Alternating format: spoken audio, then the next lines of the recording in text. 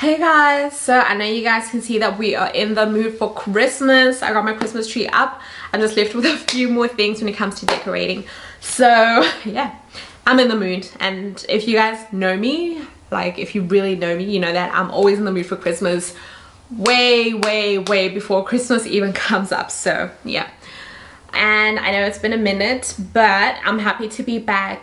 And today one of the topics that we'll be discussing is something that's really close to my heart. Please make sure that you subscribe and like and comment, and let's get this show on the road.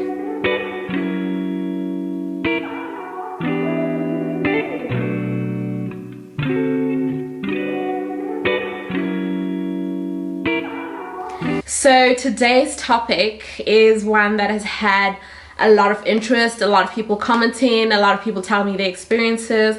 A lot of it has been really painful and really difficult.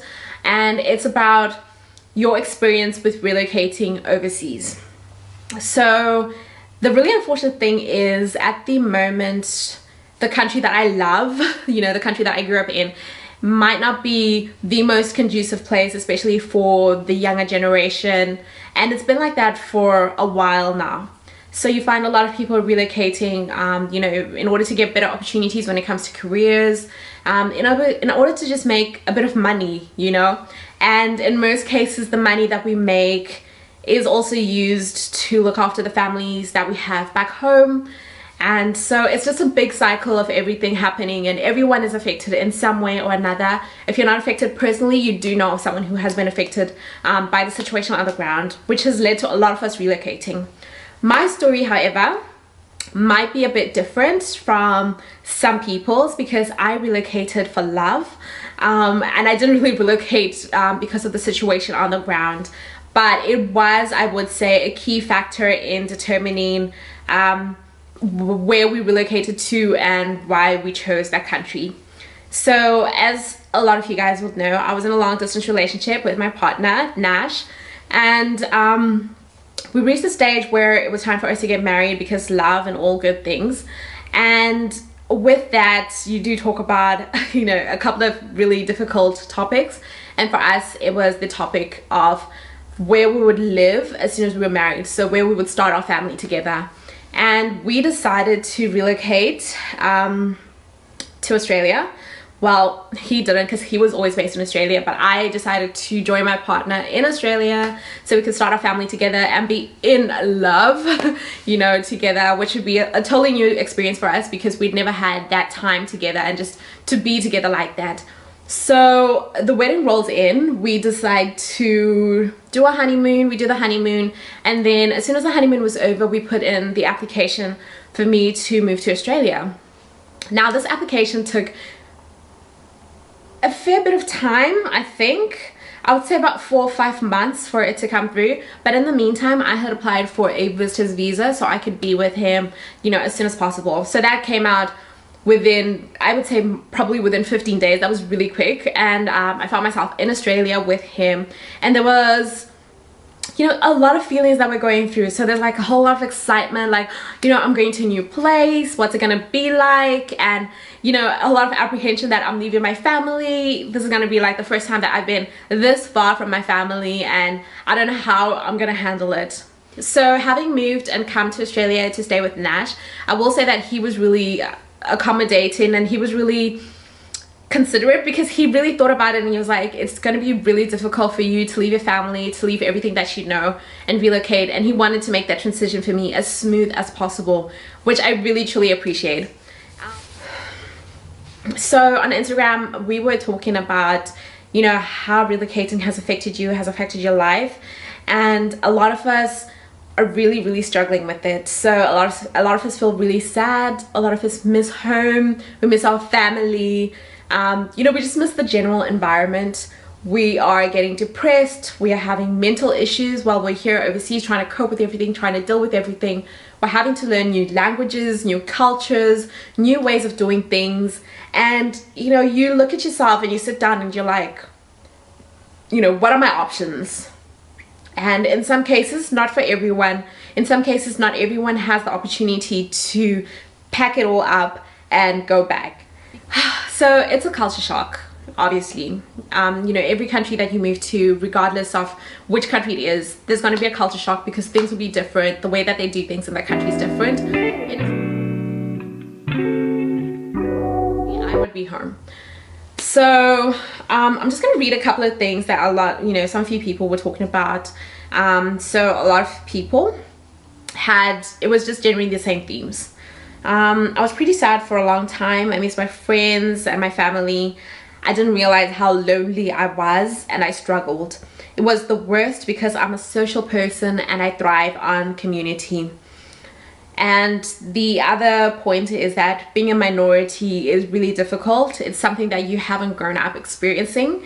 So the stares, the treatment, the racism, the xenophobia, not having any friends, not having any common interests with people. And it's just really difficult as an adult to put yourself out there to try to make friends. And so, other comments. My relocation has been really hell. I've been here almost 2 years and I have never suffered so much mentally as I am suffering at the moment. It hurts so much. The racism, the xenophobia, I hate it here, but I have to do what I have to do. A lot of other people were saying they've been overseas for 5 years and they failed to make any friends. It's so lonely and depressing. It's just socially and mentally draining. It's really hard for introverts, but what I also would want to say is it's also hard for extroverts because, and someone else said that they had to minimize the Zimbabwean in them just so they could become a part of this new society, this new culture, you know, which really saddens me because we shouldn't be we shouldn't be erasing ourselves. We should actually be proudly strutting ourselves. I'm proudly Zimbabwean. This is who I am. This is what I am. But I do understand that in certain situations, even, you know, when it comes to trying to get a job, it might be more difficult.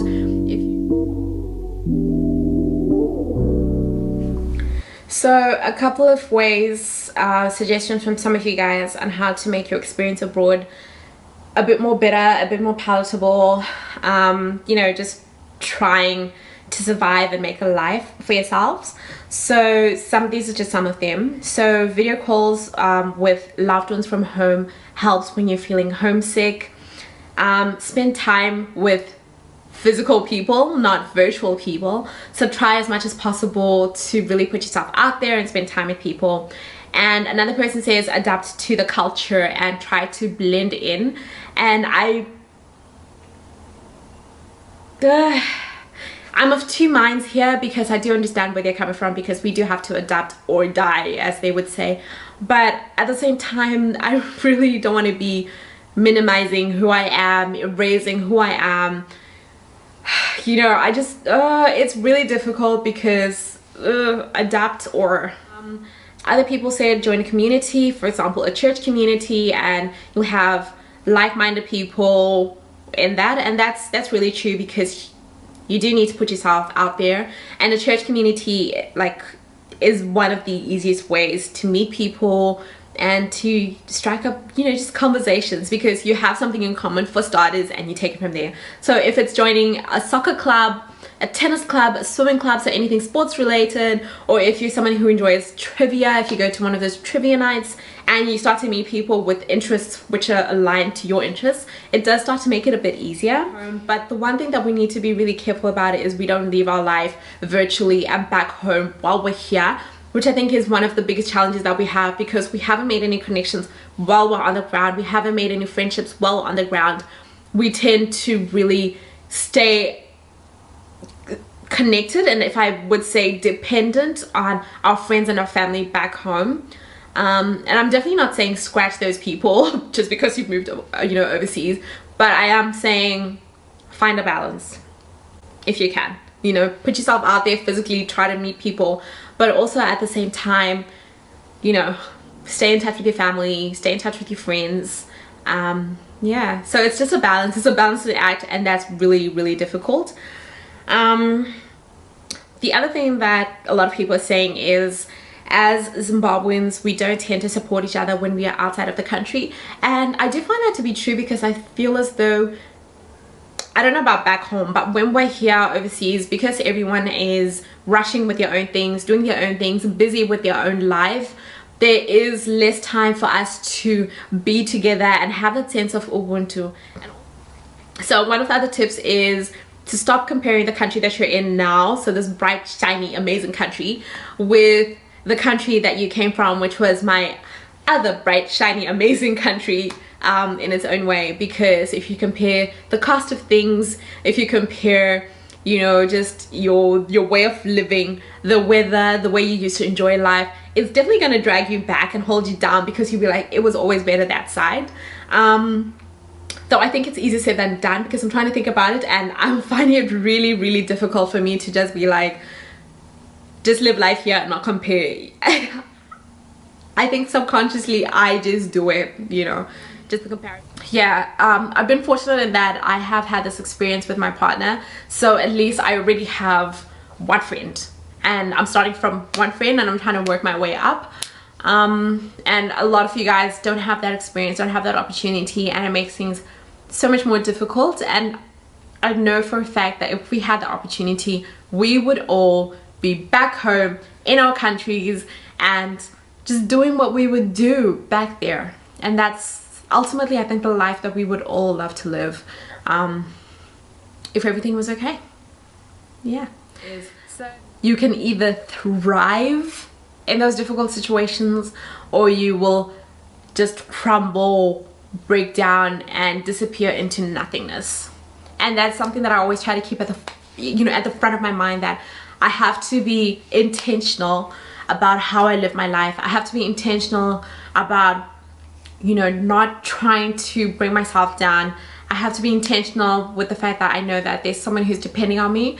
So thank you for watching. Make sure, again, you subscribe, you like, you comment, anything that you want to do. And yeah, happy holidays.